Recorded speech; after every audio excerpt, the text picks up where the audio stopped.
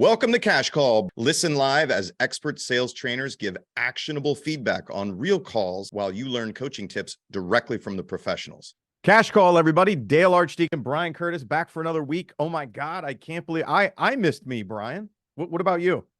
I missed you too. I'm good with me, but I missed you too. Yeah, exactly. So we're back, everybody, for another episode of Cash Call, and I've got an interesting call I want to listen to today. This is a 20-minute call or 21-minute call. We're definitely not listening. We're not going to be listening to all 21 minutes.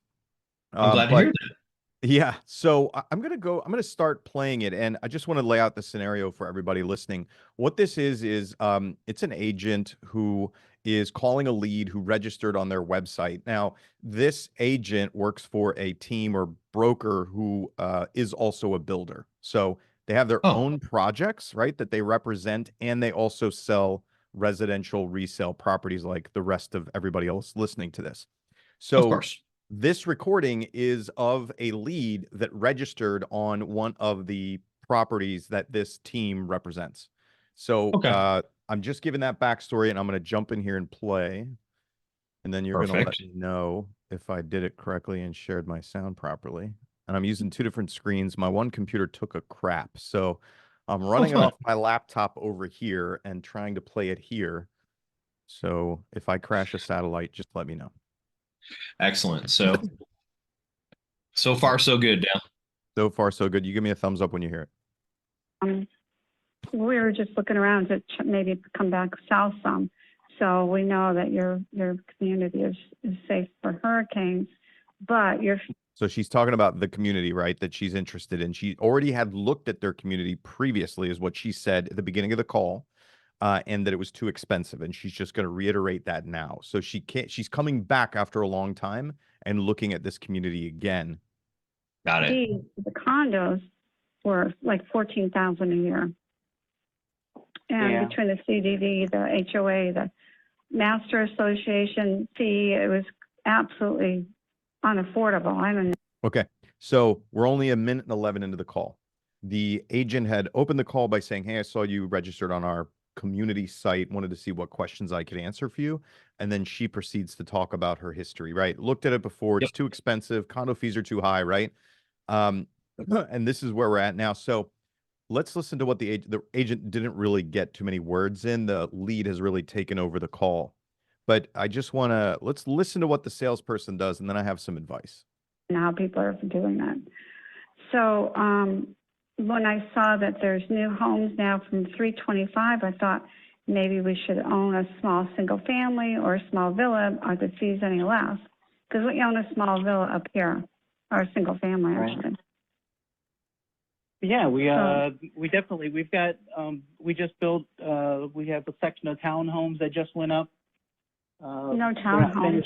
Now, right off the bat, okay, when the guy first starts to get talking, she says, when we saw there were new villas or something available or new homes available, we thought we would look into it, right? So he starts out with townhomes instead of villas, which is the wrong way to go. But just listen to what he continues doing. I want you to get the vibe for what's going on here. Yeah. Townhomes. No townhomes for us. It's 2 floors. Yeah, they're 2 floors. We do have villas anywhere between 350 to just under 400, depending on the lot. 315 or 350? Did you say? 350. Okay. 350. If you can get any that are still left in the preserve by D.R. Horton, you can get into those. I think they had those at 329. They only had a few left, but then they're building them again in what's called Palmetto Landing, which is their next community here in Babcock Ranch. So you can get into those in that range under 400,000. So you'd be 329 if you can still get into the preserve, and then 350 to 375 in Palmetto Landing. You can also get into a single family home in there. Okay, so you get the point, right? And Brian, you're probably just like me when you first heard this. You're crawling out of your skin to be like, stop trying to sell real estate over the Yes. phone within 1.5 minutes of talking to this complete stranger and switch over and ask some damn discovery questions, right? That's exactly it. Like he he wants to sell. He wants to solve her problem. And again, I like to solve problems. I think it's a really powerful way to be successful. But he doesn't have any information yet. He has no rapport. Nope. And she's already cranky. I mean, she came into this call cranky. So, and you know, whatever reason that is, I don't know. But he didn't do anything about, hey, maybe you should be less cranky. Obviously, you'd never use that script. But, you know, what do you do when somebody comes in cranky? You try and build rapport. You try and, you know, cheer them up. You try and get them in a better space so you can have a conversation. And none of that happened here. No, none of that happens. And, you know, he needs to ask some questions, right? And I want to tell you this. We can listen. The call doesn't change. The call continues going on like that for the next 19 minutes, right? 19 minutes of him and her going back and forth, talking about properties, costs, taxes, homeowners associations, what properties are actually built out of because she's concerned about hurricanes. This is in Florida. Reasonable, right? Here's the thing. They have a 21-minute conversation, and I'm going to play for you the way that it sounds at the end. Nowhere in here does he figure out who she is, who she's moving with, who the other decision makers are, why she wants to move or purchase or go somewhere else, right? When she plans on doing that, how much she wants to spend when that happens, where she lives now, how long she's been there, what she likes and dislikes. None of that was captured in 21 minutes and 10 seconds. So I'm going to ask you this question before you go. Yeah. Obviously, you've covered what wasn't. What on God's green earth do you talk about for 21 minutes? It is astonishing. Literally, like I said, the guy is talking about where you can buy what type of home, how much it costs, what amenities certain developments have or don't have, and they keep the conversation here very high level, right, around property prices and amenities. Never once does she dip down into personal stuff, and unfortunately, this professional salesperson that he's supposed to be, he never comes down into the personal stuff either. And you know, it makes me think of this phrase, and I think Cheplack is definitely one of the people who says this, but the way that they come to you is the way that they'll leave you. You've heard that before, right? Yeah, he says that in the same, and when he's talking about recruiting. Whatever somebody joins your team for, that's the same exact reason they'll leave your team or your brokerage or whatever. Yes. Exactly. But guess what? It doesn't just work that way in recruiting. Universal. It's universal. It's a human universal trait, right? So if your only interaction point with a consumer is around pricing and communities that they are currently interested in, right? If that's the only thing that you have between you two and they lose that interest, they will stop talking to you. There's no other reason for them to talk to you. So just like that phrase, the reason they come to you is the reason they'll leave you, is if you just stay stuck on properties and prices and community amenities and you never get down into who that person is, who that lead is, what they're doing and why it's important to them or what they want to achieve, if you never build that rapport, then they're going to easily leave you. They're not going to have any meat in the relationship, essentially. Yeah, what I hear, and we haven't dealt with this a lot in the last, I don't know, 6 months, so it's interesting, but we were dealing with this a lot in the past. This person is not acting like a salesperson. They're acting like a customer service representative. And right. I'm sure Dale and our audience, those who have listened to us for a while, remember me saying this. If you want to make $20 an hour, be a customer service rep. Very respectable job, no judgment in that. But if you want to make 6 figures, if you want to, make some good money, if you want to be really successful, you have to go from being a customer service rep to a salesperson. And a salesperson builds rapport, they find wants and needs, and then they solve problems. They just don't dump information on people and hope that someone says, oh, good, you gave me the right piece of information. Let me buy something with you. Right. And in essence, that's what I'm hearing is I'm going to information you to death. And surely you'll know how smart I am. And surely then you'll want to work with me, right? Yeah, I think that, I don't know if you remember earlier on in your career in sales, but I certainly remember early on in real estate sales, I thought that if I could just identify the right property for you, that you would buy, right? Mm-hmm. You want a 3-bed, 2-bath in this neighborhood around this price? Hey, I got one for you, right? Done. Let's buy it. Great. Let's do it, you know? Or, oh, you want to sell your house and these are your problems? Great. Let me put it on the market and solve the problems. Done. Right? Yep. But it doesn't work that way. And I thought I could solve it with the product. I thought I could solve it with the what. And you can't solve it with the what.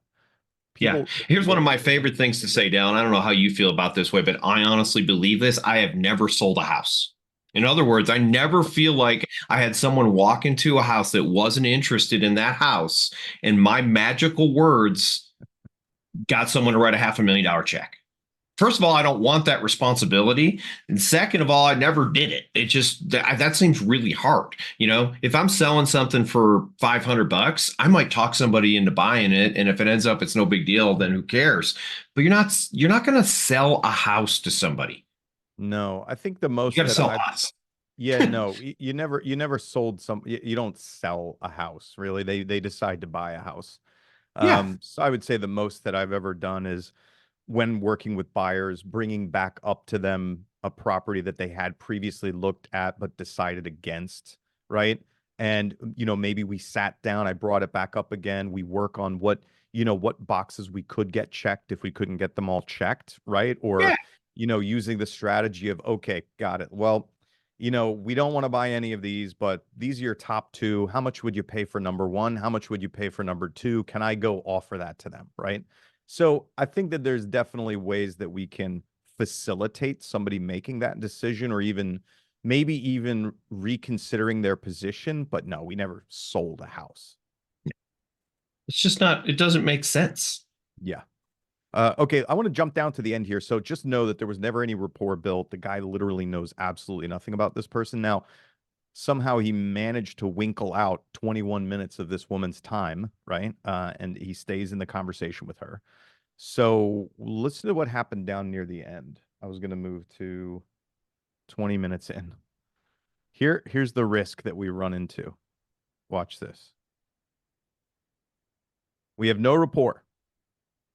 You get a social membership, which means there's no golf tied to your, so you wouldn't be paying for golf. Literally still 20 minutes later talking about amenities of these different communities. I know, it's crazy. It's like $150 cheaper a month.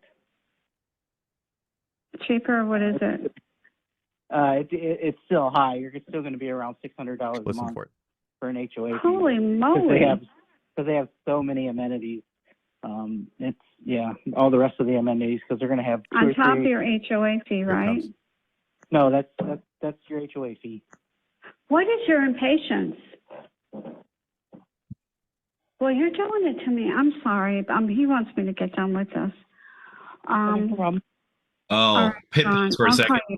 I thought she was saying that to the agent. I was like, No. dang, that's rough. No. She's camped out on a phone call with this salesperson for 20 minutes, and whoever in the background, she said whoever he is, which has never been identified, is like, get the hell off the phone, right? And she's like, then she gets rushed off the phone. Now she gets off the phone. So what she says is, You back. Thank you so much. But you have my email address. Well, you're doing it to me. I'm sorry. He wants me to get done with this. No problem. All right, John, I'll call you back. Thank you so much. But you have my email address. If you can send me a picture of that villa. Yep, I'll do that. No problem. I'd appreciate that. Yep. now you're the salesperson. You've just burned 20 minutes talking about prices, neighborhoods, amenities. You know absolutely nothing about this person, right? Or their motives or their desires or their needs or anything like that. And then they get rushed off the phone, right? Now all you have is send me a picture of the villas, right? You're just stuck. Like, that sucks to be in that position. She gave you some, I'll call you back. God knows when that's going to be. For what reason? We don't know. And all she wants you to do is send you a picture of these villas. So you've really burned an opportunity that you're going to have to try to claw back again, right? And whoever he was, the likelihood that he's going to be happy that you try to get her on the phone again for a long-ass sales conversation, it's just going to make it even harder. It's really insane. Yes, this is all about trying to become a salesperson. So wow. I mean, think of how frustrating that is. And I didn't listen to that. Those 17 minutes I didn't listen to at the call. But how frustrating is it when you've got someone in the background who clearly, we needed to get this person off the phone. We needed to get them what they wanted. We need to get them in a timely manner. And really, we don't even know what this woman needs, Yeah. wants, How, desires, is interested in. how much more likely is it that you aren't going to get a, hey, get off the phone, if you could at least have identified who he was earlier in the call, right? And somehow tied him into the conversation. You know what I mean? Yeah. And I'm not, what I'm saying is that the lack of rapport, the lack of getting depth into a conversation, the approach to selling over the phone, selling communities or selling houses over the phone on the first call is crazy. So when you get into Quick that, question for you. So, and I know you kind of explained this on the front, but I'll make sure I understand. Does this guy work for the developer directly? So, like you mentioned, DR Horton. Does he work for DR Horton, or is he okay? Because I could understand if I work for DR Horton, my job is to sell DR Horton's homes. yeah, no. But okay, No, so I've been in this position before, and I know lots of people in the same situation where, let's say, the team leader or even the broker owner of a residential team or brokerage also does development.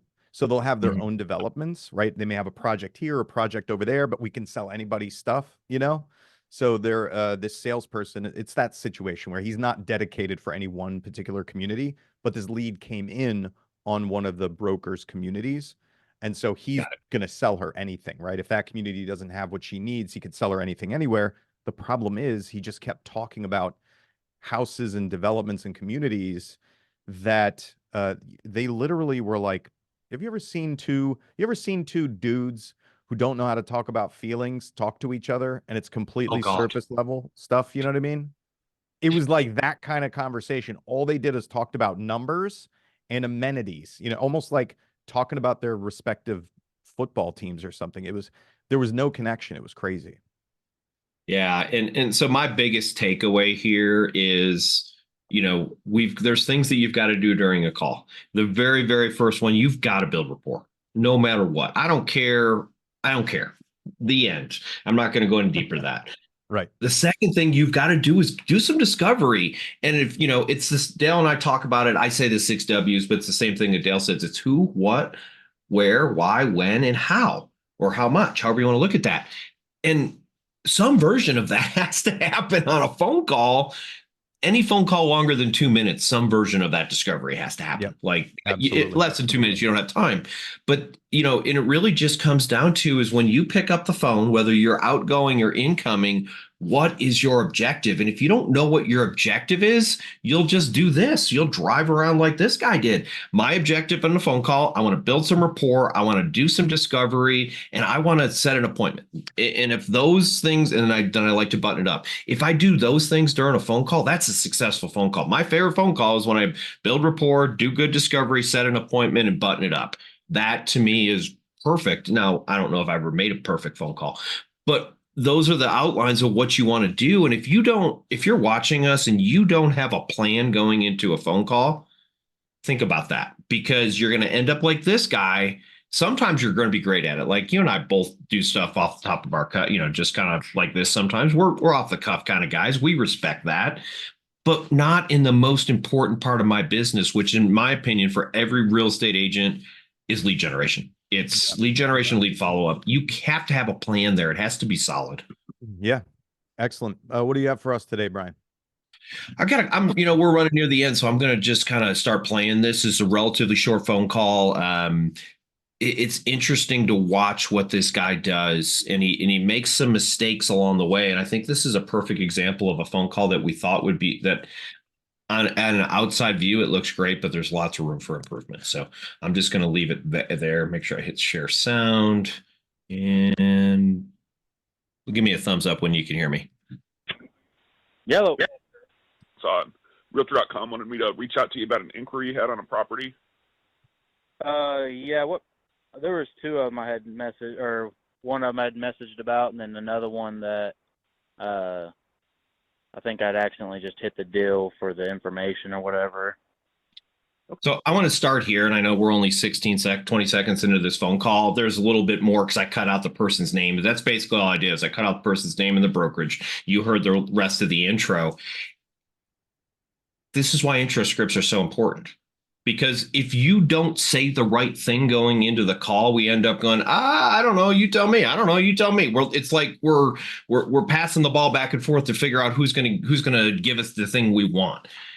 You got to go into your phone calls prepared. You've got to go in and say, great, you made an inquiry through realtor.com, just checking in to see if you would like to make an appointment to show that listing or some questions I can answer for you. Right. Bam. Yep. Yeah, he didn't finish the rest of the thought. He left it in the lap of the lead to direct him on which way to go. That can be an effective sales technique in certain circumstances, but not on your intro. Let me tell you which way this is going to go, or let me lead you, because this is what I want us to do, which is make an appointment, or in some cases, answer a question. Yeah. So that, and again, I'm just going to end this. You've got to have good intro scripts. Is that the whole, the thing they taught us when we were younger? You only get one chance to make a first impression. My first impression is here. I'm not really sure this guy knows what he's doing. He's a great agent, by the way, but we all have our moments, and I think that's important to look at. Okay. Yep. Do you know what the addresses were? The one I accidentally hit was the Curtis Circle or something like that. Off, like I don't remember what the partial number was or whatever. And the other one was like, see if I can pull it up here. Yeah, pause it again, Brian. So listen, if you don't have the info, tell them that you don't have the info and make a reason for it. Because, I'm sure you've experienced this, right? When you call someplace for customer support and the stupid automated message is like, please enter your 1 million digit code and your favorite color, right? And you do all that shit. And then immediately what happens when somebody actually gets on the phone with you?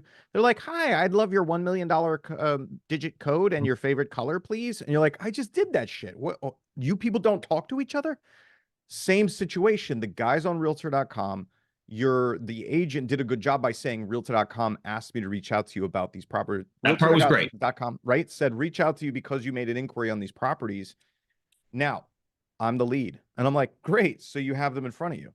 Wait a minute. Why are you asking me what the address is? What the hell is this about, right? Like, I pushed the button. Why don't you have the information I just sent over, right? That makes no sense. Now, if the person said, hi, this is so-and-so with whatever realty, realtor.com said you inquired about these properties, asked me to reach out to you, but the addresses just haven't come through yet. Would you like to book an appointment for one of these, or do you have questions about them, right? Whatever. So I've already told you that I don't have the info. Wherever you tell me that you don't have the info, just give it a plausible reason. It doesn't have to be a big, long explanation. Just accommodate for it. Agreed. One was like one I accidentally hit the inquiry on was the Trace 7C Curtis Road, and the one I had a question about was the 14405 North Highway 59. Okay, awesome. What questions did you have on that? I was just curious as far as so like in the listing or whatever, it has like the one property, but as you read the listing, it said like both, or the property includes both partials. So I was curious if it was like the one partial 18 whatever, and then the other one, like So, the price of the pause. property was for. I feel like we're dangerously heading into I can't answer that question for you. Is that where we're heading? We are. Okay, let's see how he handles it. Both partials or separate. Okay. Yeah, let me take a look at the listing. I don't have my computer in front of me right now. But tell me in the listing it says like property contains 2 partials with total approximately 3.65 acres. And so, but like whenever you're like on the listing itself, it just shows 1.5 acres. Gotcha. Okay. Yeah, let me take a look at it and get back with you with an answer on that. Did you have any other questions about it, or are you wanting to schedule a time to go out and take a look at it, or? Good job. Yeah, I mean, just depends on, like we already live kind of out that way, and so I mean, we'll probably just kind of drive by, see the location and stuff. on our own or whatever, just depending on what the price or how the property difference is, if if it's an acre and a half or if it's 3 acres. Yeah, of course. Okay. So I'm looking for a question that's not going to exist. I want to play the rest of that. Awesome. Yeah, let me take a look, get you an answer on that question, and I'll give you a holler back here shortly, okay? No. All right, I appreciate it. Okay, No. so for me, Dale, the question has to be, I mean, this is going to sound like a dumb question, maybe. I don't know if he wants it to be an acre and a half or 3.5. Right. I literally don't know. Nope. I actually can tell you without even looking in the MLS, I can tell you exactly what's going on. I've got a property that sits on 1.5, 1.65 acre, whatever it is. And then I also own the parcel next door, and I listed this one with this, and then I listed this one over here. Great. Do you want them both or do you want one? That's all it is. And we've made this into this really crazy, complex situation. It's pretty simple. They're willing to sell it with 1.5 acres. They're willing to sell it with 3.5 acres. That's it. Which would you prefer? Right. Oh, I prefer the 3.5 acres. Perfect. So if I find out it's 3.5 acres, would you guys like to go make an appointment for this? Yeah. Actually, we would. And here's what I would say. Yes, Brian, looking at that, you could have figured it out. But let's put ourselves into the shoes of the agent who doesn't know. He doesn't know, and he doesn't want to give out the wrong info. And like we always teach all the time, don't spend the time figuring it out. You can still ask the question you asked, which is, do you want 1.5 or do you want 3? What are you shooting for here, right? Right. What are we trying to accomplish? Then if he says, oh, we only want 1.5, okay, got it. So you only want 1.5. I'm just going to continue on the conversation. So do you think you could handle 3 acres, or is that too big for you? What's important about 1.5, right? Or if he says, nope, we only want 3. Hey, got it. What's important about 3 acres? I just asked the same damn question about whichever answer it is that you give, and I can continue on the conversation instead of ending it under the, under the premise that I have to get back to you with information. Well, and it's almost, and it runs the parallel with your call, right? In that we switch from salesperson to customer service rep. Yeah, like go fetch me the info. Go, I'm going to go find out the information. I'll call you back with the information. Now, this guy's a good salesperson. I know if he gets the good information, he'll set an appointment if the buyer's willing. But he missed the opportunity to do discovery. He missed the opportunity to build rapport because and so many agents get stuck here. I don't have the exact piece of information that you want at this minute, which means I have to get off the call. Yep. I think we need to identify for people who are listening what we mean when we say salesperson. So when you say salesperson versus customer service rep, what do you mean? And then I'll give my explanation. Sure. A salesperson is someone, in my opinion, who is gathering information to solve a problem. And then we are also we like to be persuasive, influential, to drive people in a direction that makes sense. And again, for me, it's about win-win. It's not just do I get a sale, but am I accomplishing what you need? My customer service rep reference that I've used multiple times during this episode is just simply someone who pumps out information. It's 3.5 acres. It's the condo POA dues are $650. That's just information. By the way, information used to be super, super valuable 15 years ago before the internet. I mean, I know the internet existed 15 years ago, but before we got to this iteration of the internet, I mean, the reality is you can find any of that information out on the internet. There's a couple little things, but for the most part, you can find it out. You can find out the POA dues from your call. You can, all that stuff the guy spent 20 minutes talking about. I can go online and find that. Yeah. That means I have no value for providing it. Oh yeah, definitely. My definition for salesperson is that you are acting as if you're making the decision with whoever you're talking to, that you're their partner, right? Hey, I'm your partner in this house you want to buy, or this house you want to sell, or the boat that you want to purchase or sell, or the car that you want to purchase or sell, or the service that you want to integrate into your business or get rid of. I'm your partner in this decision-making process, and I need to understand this the way you understand it, right? Love that. Whatever it is that we're doing together. So to me, that's what sales is. And so this salesperson running to get off the phone to go get one answer on one property, I don't know if this is the right property for us or not, right? I don't have all the information about what we're trying to do and why we're trying to do it. Similar to the call that I played, right? And this call here, they're not acting as partners. Yeah. And I love that. I love that analogy. I'm your partner. I'm your business partner. I'm here with you. And that's why I say, I use the term, it's two people communicating to create a win-win situation is actually how I define sales. But that felt a little bit not what you were looking for when you asked that question. But that's what I look at it as. You're going to give me information. I'm going to gather that information. And then we're going to figure out how to create a win-win. Win for me is I get a sale. Win for you is you get the product that you want. That's a win-win. Yeah. And that's what I want to do. And that's why, again, I go back to that definition of sales as I'm not going to sell somebody a house because I win, but did they win? I don't know because I didn't do a good enough job. And that's the thing. You can't figure out what somebody else wants without having a discussion about what somebody else wants. Right. Yeah. All right, Brian, we are over time for today. We are. We're going to have to wrap this one up. Everybody, thanks for joining us. Cash Call again. Dale Archdekin, Brian Curtis. We'll be back again next week.